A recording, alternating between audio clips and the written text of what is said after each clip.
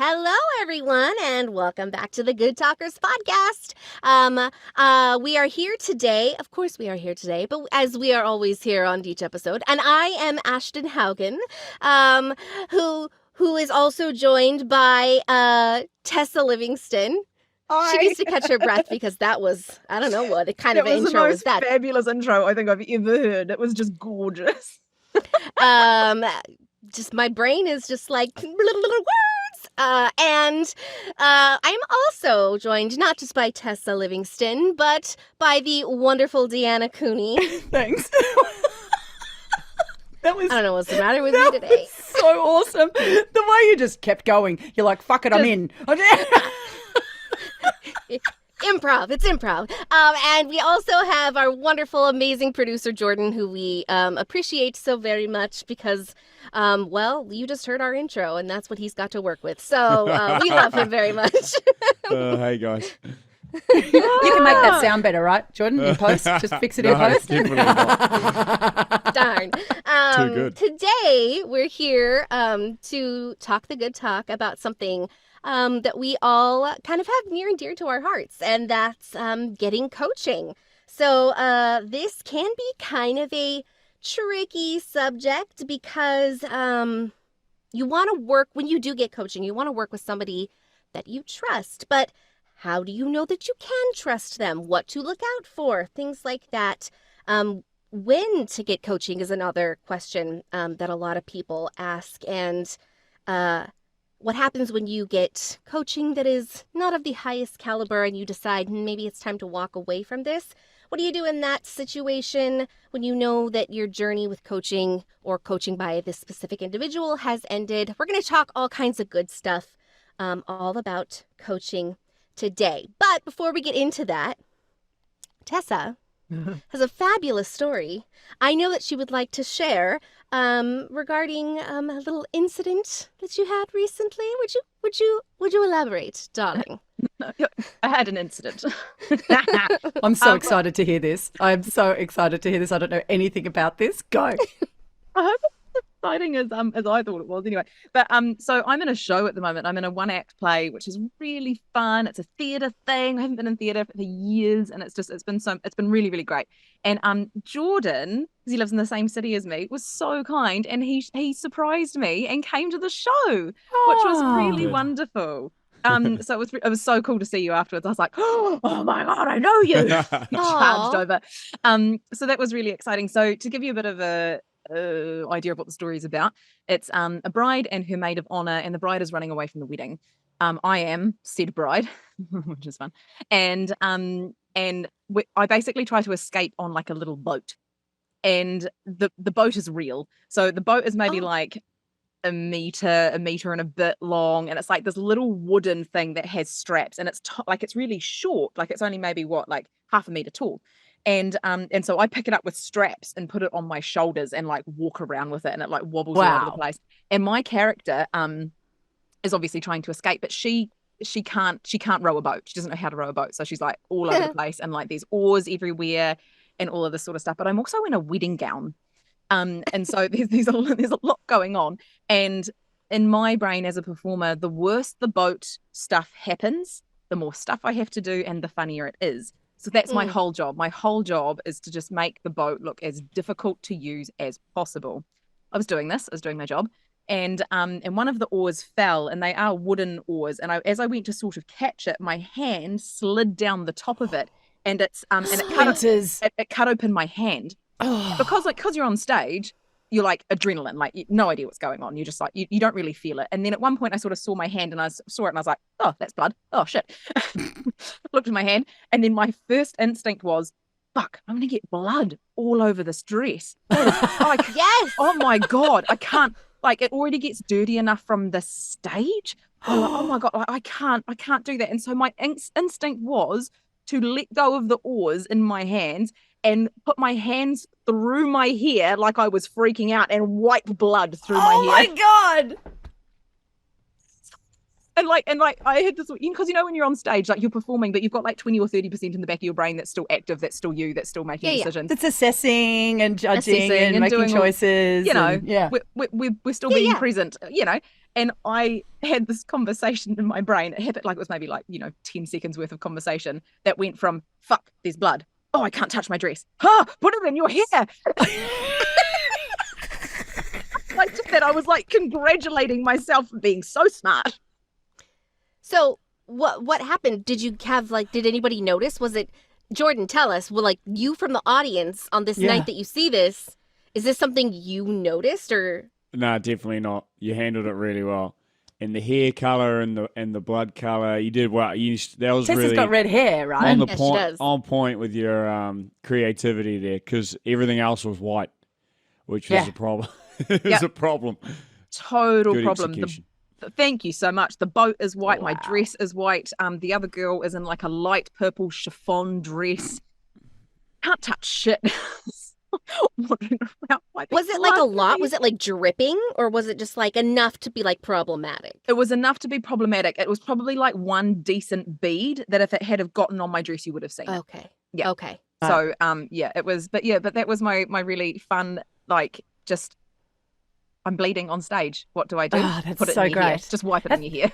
That's my favorite thing about theatre, right? It's so, you have to be responsive and reactive, and you have to be ready to just go with whatever the fuck happens, Yep. which is so thrilling and scary Yes. and Yes. thrilling, Yeah. And I said thrilling twice on purpose then, right? Because you're oh, and then you're oh, fuck. And then you nail it and you're ah! And then you try and do it again the next night because you thought it No, looked you cool, can't. and then it fucking fails. Yeah. Except I didn't try and because- make myself bleed on stage. That's not what I did. I didn't do that. There's so much magic in the responsiveness of it. There's so much magic in that, being, because it's energetic, right? And some of that energy is coming from the audience, and some of it's coming from the person next to you, and some of it's coming from you, and some of it's just in the building that day, that energy is what creates the circumstances, and that makes the response appropriate for those circumstances, Then when you try and engineer it, it doesn't quite work the same way. You have to be in the flow of the energy that's happening at the time. It's just, and flow state is kind of what happens. You really do get into that flow state where it's not necessarily a super conscious thing. You're just going with whatever is showing up. And I love that. Me I love too. There's no other feeling like that in the whole world that I've been able to find. There's nothing else like the feeling of live theater, whether it goes wrong or it goes right. It is, like you said, it is a certain kind of magic that you can't really replicate. Yeah. So thank you for sharing your story, Tessa. That was fun. Yeah, that was a good story. So, I don't know how to segue this, so I'm just going to keep on talking. Basically, the gist of today's episode is that we're talking about coaching. And what's interesting is all of us have both been coached and have coached other people. So there's specific things that we actually all coach and teach in. So it gives us a unique perspective because we've been on both sides. We've gotten coaching and we've been coaches. So one of the things I want to talk about is the kind of different types of coaching you could get as a voice actor. You guys want to start talking about the different kinds of coaching you might be able to get into? Yeah, for sure. And the reason that I'm really keen to jump into this is that we call ourselves voiceover coaches, right? We're voiceover coaches. But I'm a performance coach. That's what I coach in, performance, right? I don't coach in other areas of voiceover, and we'll talk about what those other areas are. But it's a conversation that I have to have with every single person that comes to me for coaching. It doesn't matter how much my website is covered in information about I am a performance coach, or all of my social media presence and all that kind of stuff, right? It doesn't matter how much I say performance. It still doesn't quite land in a way for lots of people, and they tend to go, oh, Deanna's a voiceover coach, I'm just going to come and see her, right? But there's lots of things that I can't coach you in. Right. For starters, I'm a represented talent, right? So I am a voiceover artist that works in the agency kind of space, right? I don't do very much in the freelance space. So I am a freelancer, right? I've been a freelance photographer for a really, really long time, and I've been a freelance person for a really long time. But I won't say, yes, I'll teach you how to be a freelance voiceover talent, right? Because I don't have the requisite experience and knowledge of the voiceover space. There are specialists who teach lots of different elements of freelance voiceover. And in that space, we're starting to get into things like business coaching, right? And we're getting into things like marketing, and we're getting into things like, how do I operate in the pay to play space, right? There's coaches that are specific to Fiverr and Upwork and those kinds of spaces as well. So I think when you're stepping into, I'm going to get some coaching, it's really important that you start to think about the specific areas that you might want coaching in, right? Because it might be that you come from a very strong performance background, and you might still need a bit of coaching to refine your performance so that it fits in the voiceover space and it's the context of voiceover. But really, probably what you also need is some training around how to be a marketer, how to be a freelancer, how to operate in all of those different kind of voiceover spaces that aren't just about performance. So, Deanna, you talked about that you are a performance coach. What exactly do you want to explain exactly what that kind of means if anybody's looking for that type of coaching? Yeah, I teach voiceover performance, specifically in the advertising and corporate space, because those are the spaces where I work the most, right? And I've been doing that for 25 years. So I have lots and lots and lots of very varied and very deep knowledge about the industries involved and about the skills and tools and techniques that you need to utilize in those environments, in the advertising or commercial space and in the corporate space, right? But specifically what I teach is things like script analysis, vocal technique, acting skills, right? So I'm coming to the coaching space with a very, very strong acting kind of context.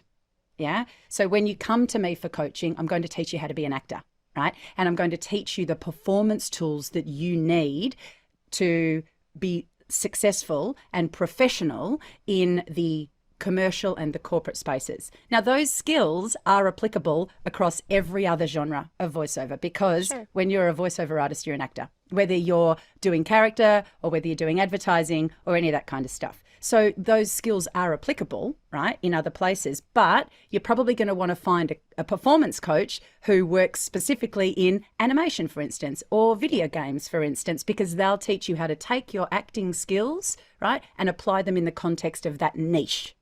So I think there's value in, yes, I'm a performance coach, but you have to understand that that performance is specific to the areas that I work in, and you might want to also engage a performance coach in other niches so that you're getting specific training.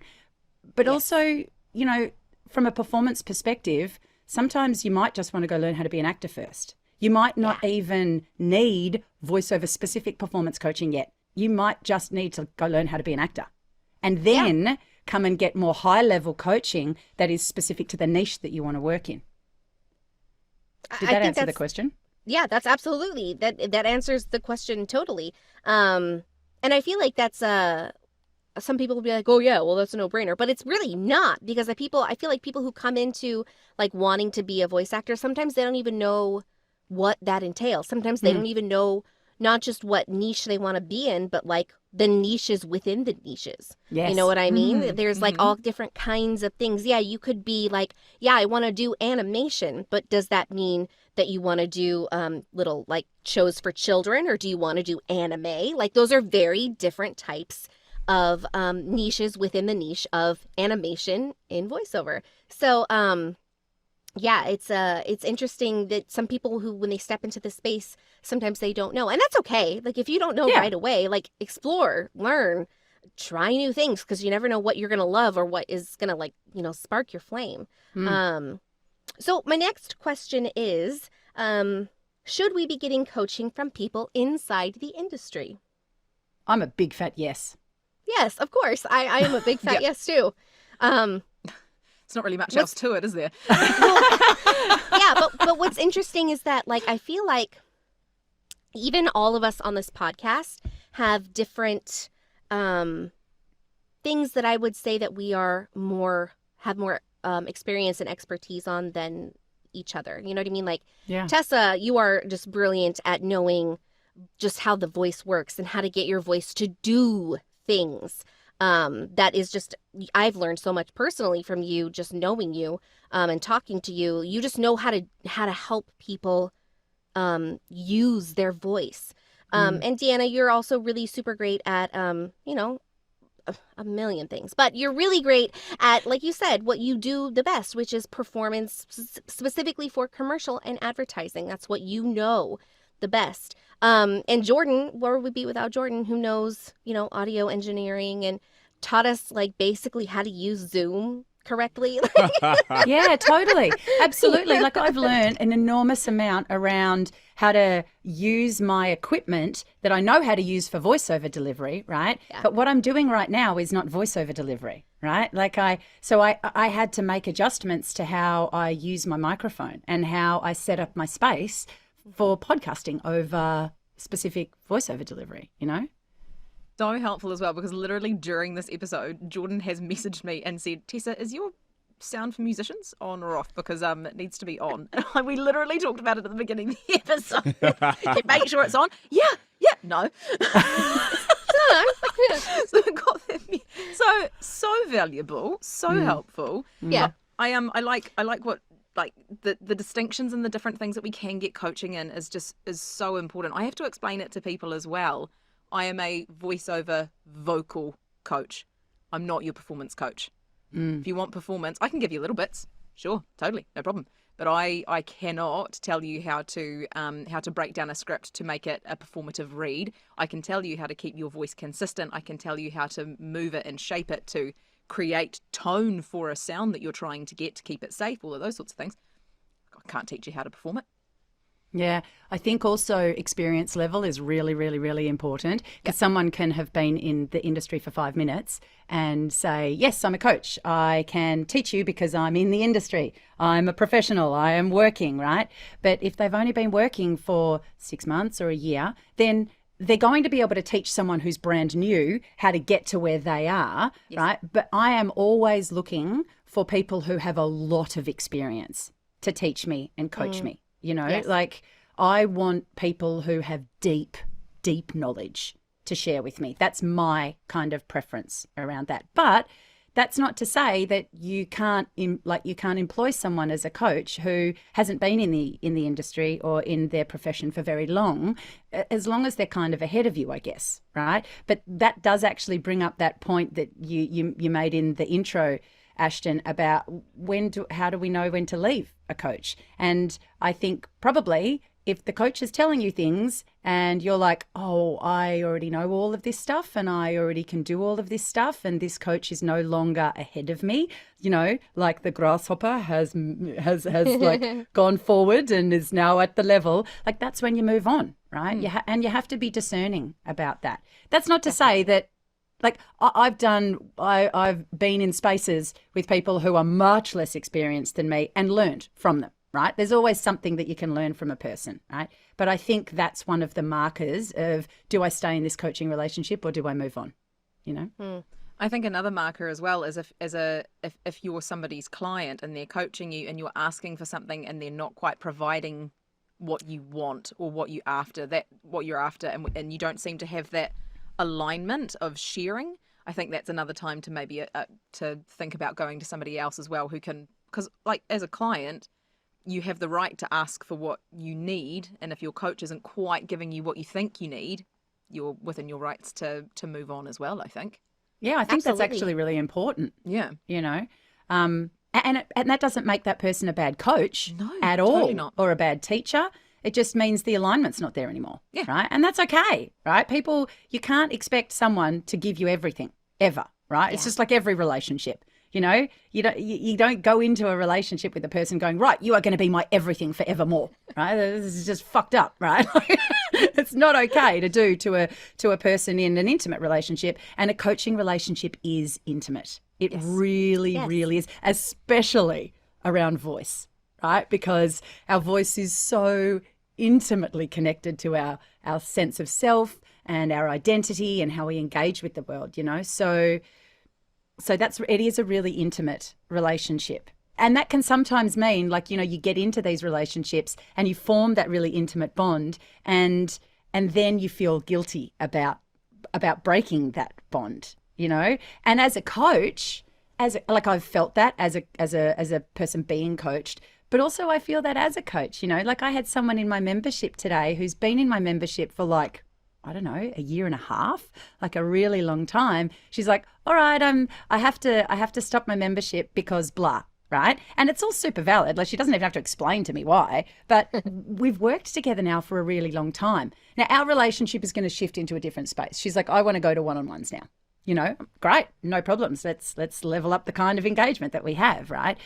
But that shift, the first time I saw the email that said, hey, I just want to do this, like my heart went, oh, I'm a bit sad. Right. Like, I love this person. We've worked together for a really long time. And I'm sad that she won't be in the space with me anymore. But it's time for her to do something different. She needs something different. And I feel like as a good coach, you won't be like, no, don't go. It's like you've seen this person grow and change and learn, and you want them to like go out. It's almost like being a parent. Like, you want them to go out into the world and like do great things. And yes, I will miss our relationship, but we can have a relationship of a different kind. And I want you to succeed because we have worked together, and that's the whole point of coaching. Why are you employing me to help you get better if I don't want you to succeed? Oh, 100%. Absolutely. Yeah. I've been really clear for a very long time that my goal with coaching is not to have coaching clients forever, right? Mm-hmm. They're totally not in the coaching environment and relationship for me. They're in it for them, right? And if I'm going to be a coach with ethics in place, if I'm going to be a coach with integrity in place, and those two things are very fucking important to me, right? Because I demand that as a person in a coaching kind of like relationship where I'm being coached. If I'm going to be that person, the goal is always to have those people go off into the big wide world and do their thing and be able to come back if there's something that I can do down the track to help them, right? But my role is not to build an army, right?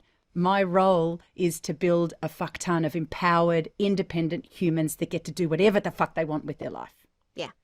It's almost like your job as a coach sometimes is like to work yourself out of a job. Yes. Like my job as a coach is to get you to be so good that you don't need me anymore. Yeah. You know what I mean? And that's what like a good coach would do. So, let's talk about good coaching and valuable coaching. And when you have something of value, it usually comes at a cost. Yeah. So let's talk about if you're new to voiceover and you're new to getting coaching, you can see things and be like, whoa, that looks really expensive. And it is. There's no ifs, and or buts about that. This stuff costs money because it can be highly valuable.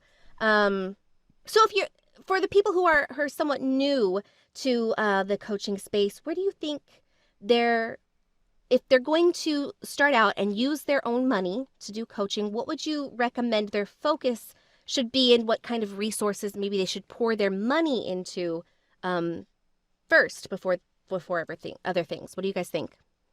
Tessa, have you got anything you want? I mean, I've got lots of things to say about this, but I've done a lot of talking so far. So, like, you go. Yeah, no. So I think my bias is always toward voice, but in this scenario, it's acting.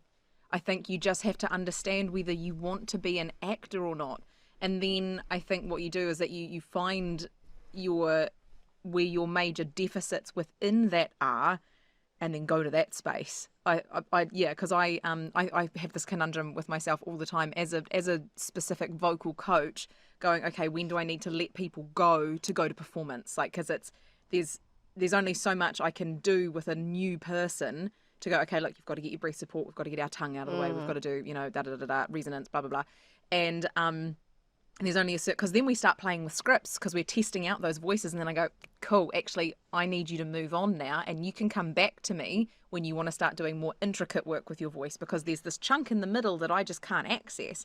And so I always think you have to go do that acting part first, because then you can come to people like me, or like Ashton, if you with like your audiobooks and like instructing people in that sort of direction, which you do, don't you? Do you do that? Or I've just made that up? You just made it up. I don't really instruct people on doing audiobooks, but I mean, I could. I just haven't. That's actually the one space I would feel comfortable Yeah. is doing freelance audiobook narration. Freelance. There's a difference between when you are, doing non-freelance audiobook narration, but I specialize in freelance. Yeah. So I would be comfortable in coaching someone in that space, but I'm also more of the things I like to coach and teach are more like the basics of acting, like the basics. Like you don't know how to act, like come to me, I'm going to give you the basics of how to act. So, and that's what I love to teach. I love to teach people who have no idea about acting. Like that's one of my favorite things. So you'd be a fabulous person to go to in those initial stages and be like, so I picked up a script. Picked up a script. Where are my plosives gone? Goodness gracious. That was really hard. You picked up a script and starting to analyze it. yeah, I literally teach that. So I work at the Laguna College of Art and Design, and that's one of the things I teach because I teach acting for animators. So I teach people who are animators how to act so that they can use those things when they are animating. And it's just one of my favorite things in the whole world. So so we'll do like script analysis and really down to the very basics of things of like objective and obstacle and, all of that stuff. And that's just my favorite. I just love it so much. Yeah, for me, it's 100% performance because, you can get all those other things lined up, right? You can have all the equipment and you can know how to use it, right? And you can have a space that's acoustically in good shape. You can access all of the different ways that you can get work. You can learn about direct marketing and you can learn about pay to plays and you can learn about becoming a freelancer and generating work and finding work and creating relationships and doing all those kinds of marketing things and bits and pieces, right? But if your performance level is not up to scratch, you can't do the thing anyway. Yeah. Right. And Absolutely. performance is the thing that elevates you above AI, right? That's the thing, right? Performance is what takes you to a space that AI right now and probably won't ever properly replicate, right? We'll see. We'll see where that goes, right? But right now, performance is the thing that elevates you, right? Yes. AI can do all of those other things, right? The sound treated space, the good microphone technique, all of those things. AI can do that for fucking cheap, right?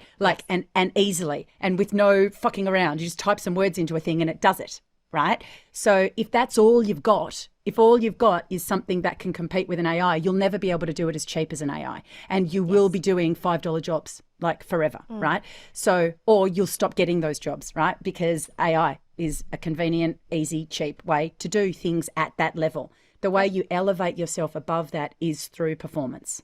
Right. And I have this conversation with people day in, day out. Right. They come to me and they go, okay, I want to be a voiceover artist. What equipment do I need?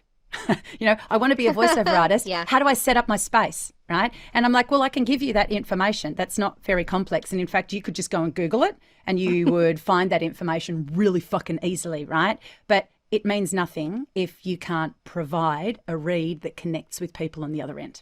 Yes. And that's what performance is. That's what acting is. Yeah, and we've kind of talked about that a little bit on the podcast before, kind of the theory that there's no beginners in voiceover. Everybody's on the same playing field, which is interesting. So, but the last thing I kind of want to talk about as we wrap this up is that we are not only teachers, but we also are students, and we also get coaching ourselves. So, without being a little tact, let's say if you've ever had a bad coaching experience, why would you have called it not the best, and maybe give something to look out for somebody in the future to avoid that type of situation if possible? Anybody have anything they want to share? Just as being tactful, being clever. I worked with a coach once who told me more about how excellent they were at stuff than allowed me to grow in their space. It was more, I have done this, I can do this, I can help you do this, but I, and it was a lot of that, and I just didn't really get a lot of value out of it. Like this nice person, absolutely nice person. But actually what that has done is that it's filtered back into my own coaching style to be like, okay, you're not here to hear how excellent I am. That's not the point of a coaching session. The point of the coaching session is to enhance the person in front of you. So it was really helpful for my learning. But yeah, I just remember walking away from it being like, I don't know what I just got. And it was just that kind of empty sort of feeling. I think that was my worst one. Yeah. I haven't had very many bad coaching experiences for myself where I am the coachee, right? The person, the student, right? Yeah. But I've had a lot of stories from people who have come to me and said, this happened to me and this happened to me. And some of the nastiest things for me, right? And by nasty, I don't mean malicious. I just mean like impact on a person. Are the times where someone has been told that something that they do is wrong or bad. So their voice shouldn't be like this, right? Like you sound too nasal. You shouldn't sound like that. Or your voice is stuck in your throat all of the time, right? You need to change that, right? And those kinds of things people take on as an identity point, right? So they take those things on. It becomes like a set point of how they feel about their voice and how they relate to themselves and their voice and their ability to use their voice. And I think that's incredibly damaging, right? Because like your voice, I've said this before on the podcast, your voice is beautiful and perfect exactly as it is. And what we really want to do is expand your awareness and knowledge and ability to manipulate it in whatever direction that you choose, right? And not because something is broken about you. If you want to listen to that episode, it's season 2, episode 7, Voice is More Than Just a Muscle. I would highly recommend going and listening to it. Yeah. Yeah. So that for me is a really, really big deal. And sessions where people are just like berated for stuff and just like told, no, not like that, like this, you know. I Why think can't you breathe properly? Yeah, I think that's incredibly unhelpful. Yeah. Maybe I'm just fortunate. Like I've had some, maybe I'm just really lucky that I've had some just excellent coaches. Cause like I can't even imagine staying in a session where somebody told me that and I would just like leave. I just walk out because the thing is that it doesn't matter. Every voice, there's a space for every single voice in our industry. There is. Yeah. There is a space. Maybe you just have to look for it and find it where you fit in, but there is that space. And for someone to tell you that your voice isn't right I just could just smack them silly. Like it just really grinds my gears.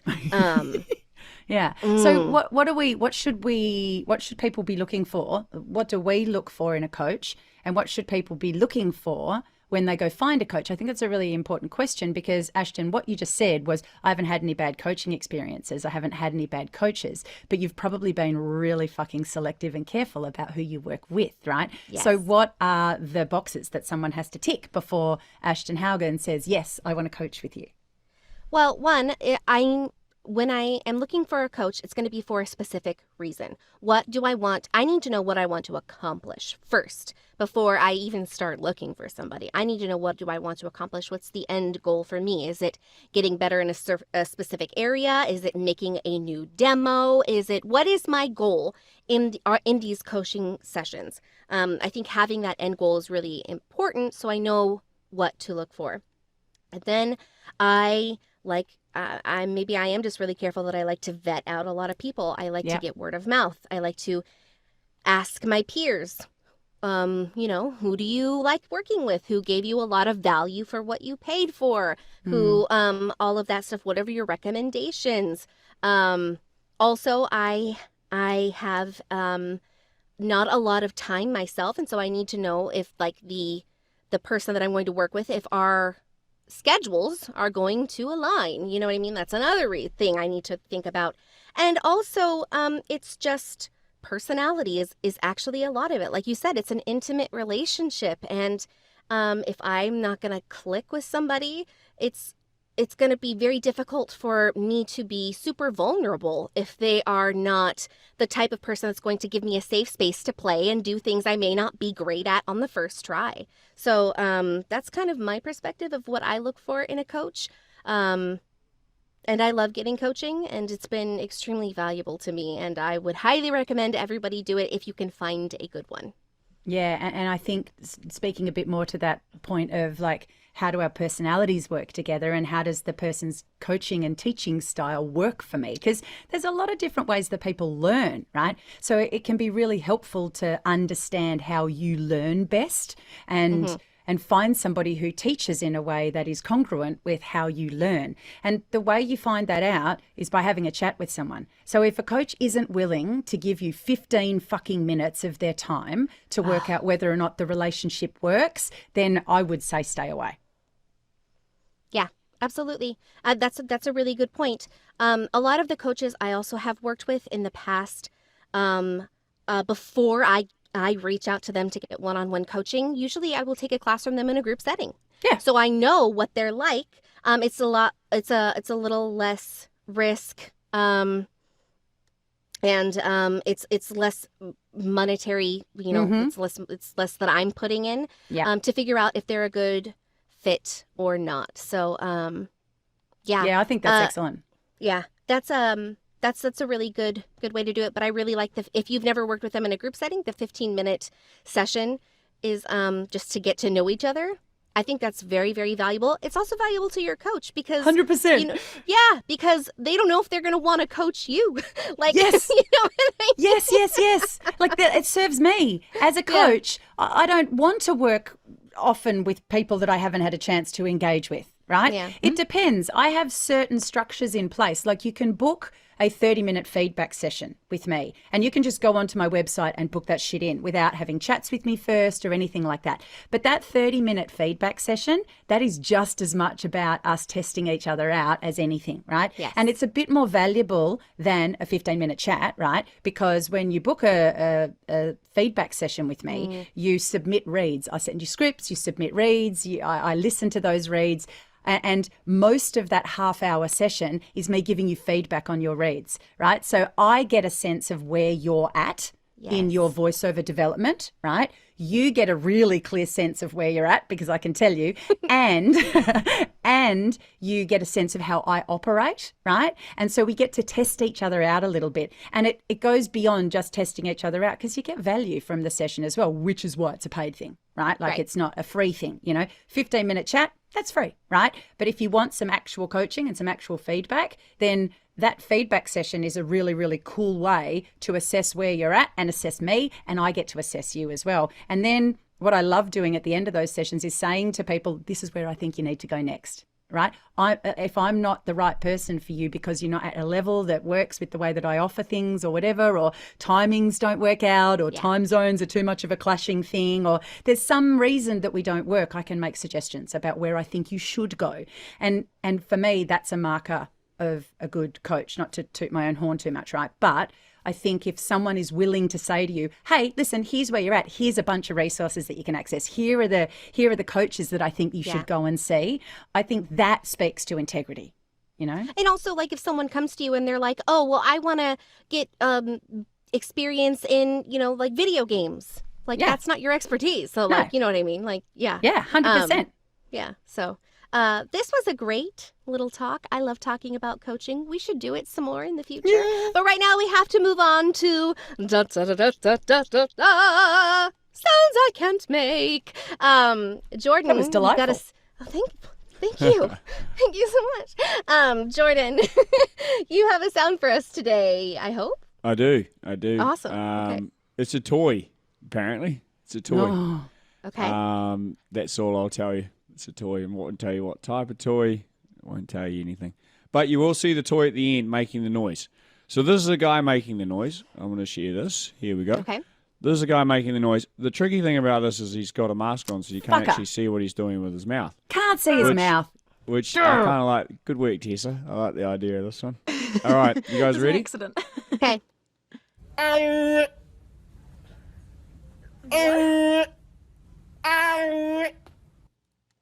There you go. One more time.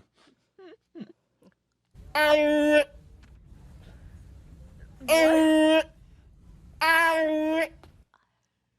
it one of those toys that you turn up and down? It is. Well done. Oh. Gina's got kids. Maybe know how long it's been You look since so they had traumatized, like, dude. mate, You look like so apart, traumatized. apart from anything else, we had to establish a rule in our house that if you gave my children a noisy toy for Christmas or a birthday, it lived at your house and they got to play it when they came to you. Yeah, that was a fucking smart. rule that we implemented because it drove me nuts. My mum in particular would bring over these really noisy toys when my kids were little and I was like, fuck you. I love my mum. Put that in the wardrobe. Heather, I love you dearly, right? Like, but she'll remember there was a year where I was like, no, take it home with you. They can come and play with it at your house, okay? I'm not listening to this day in, day out. No. So traumatized. So traumatized. You triggered her with this one, man. So in other words, Deanna's going to be able to make the noise perfectly. Oh, I don't know if I can. I like, ow, ow, ow. I wasn't even trying, but like, I don't even know if that's right. Me either. I think it was too narrow. I think it needs to be like more open and big. Oh, Well, it goes Some like this. resonant jumping. Yeah. oh, oh, ooh, ow, oh. I had some cowboy in it. I don't even know what that was. I don't know why I'm doing this with my fingers, but it's helping me. Yeah. So what? She's got her fingers like on her on her cheek and her forehead. Invisible sunnies. No, they're Yeah, not like she looks like she's wearing sunglasses. under my eyes. They're like. So if you imagine like a deer with antlers, I'm doing that on my cheeks. Oh, is that what you're doing? This is what I'm doing, and Ow. this is to yes, this is to fucking help. works. I know, and I can tell you exactly why I'm doing it. It's because I am imagining an orally resonating sound to move my tongue to make that sound, but I also want a bright vibratory resonance in my high, not soft palate, in my not follicular, Vela? velar space. Thank you. So I'm making sure, because this is the part of my body that's powerful in my oral space, but the getting that top formant or harmonic sound, this is what my fingers are reminding me to do. Oh, oh, oh. Yeah. I don't know why this sound is so funny to me, but it's Just I'm not losing her laughing. shit. It's so funny. I went into I felt like I was in space just then saying that out loud. I don't even feel like I was present as a human being. I was like, I'm doing this for this and this and this, and it will provide me with Channeling. sound. Channeling. Oh. It's pretty good. That's actually pretty good. I'm going to try it with the hands. podcast. Because as soon as I put my hands up there, it really changed. Because if I did it here, I was like, ow, right? But you I were went, even narrower than that. It was, yeah. Ew. Like that. Ow. Rah. too much tongue activation, Yes. flatter. Oh. Air. It's more of like an ear. So it's like think of the vowel eero. Oh. Air. Yeah, Air. Air. Ashton doesn't get going very often. This is good. Air. You can't do it backwards. And I can't do it backwards. softer. Oh. Everything went. Ashton's losing his shit. This is too good. I don't. This doesn't happen a lot. But like, I don't know what it is about this sound. It's so funny. And watching you guys with your fingers. It's just you gotta go up. You have to watch this on YouTube because it will just like. I can't do it. Now you've got to actually do it, Ashton. This is poor Tessa with her lip smacking. Lip flaps. Lip flaps. There we go. Okay, wait. Okay. Can you play the thing I think again, I've got Jordan? it now. I That's think actually I've got it. pretty good, yeah. Deanna, this helped more. Fingers like L's at the side. Oh. Ow. Yeah. Oh. Ashton, do it, mate. Come on. I'm trying not to laugh. It's so funny. Okay, wait, hold on. You guys want to see it I think I again just while can't Ashton look at you. recovers? Yes. I think And it's then great. Ashton Give has to Ashton go some first. recovery time. Okay. Ashton's Yeah, got to yeah. go first straight after. Oops. Here we go. Breathe, Ashton, breathe.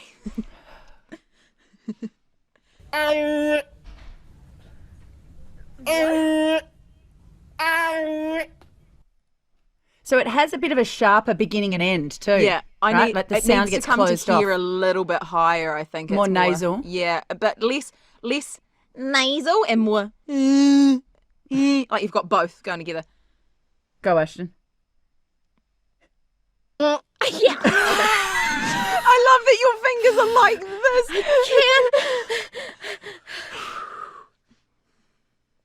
I can't do it. There's no way. I just can't do it. You blocked off your Yes. You went straight nasal. You had tongue and soft palate connection.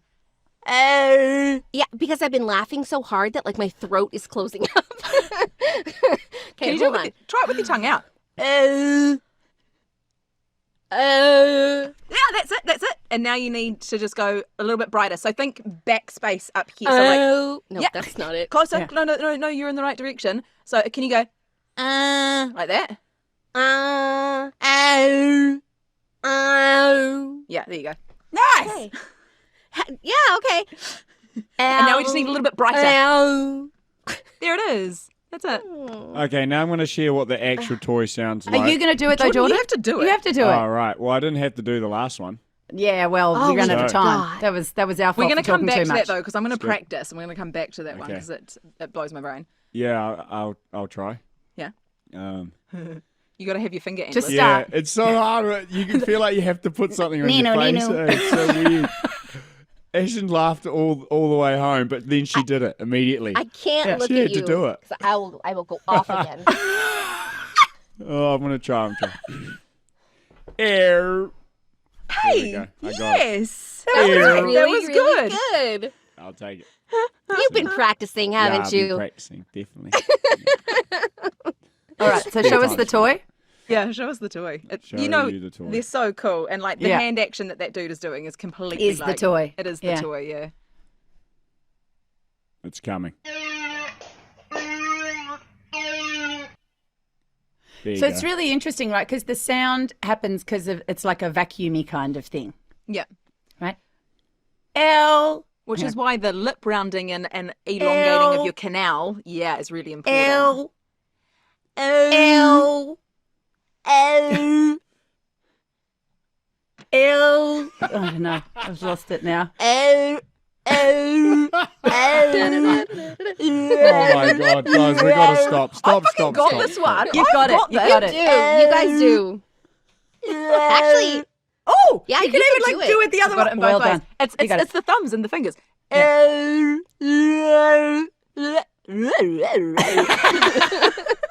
All right, so Tessa gosh. can do this sound. Yes. Definitely. Good. And I think Jordan can do this Jordan sound too. definitely can I do agree. it.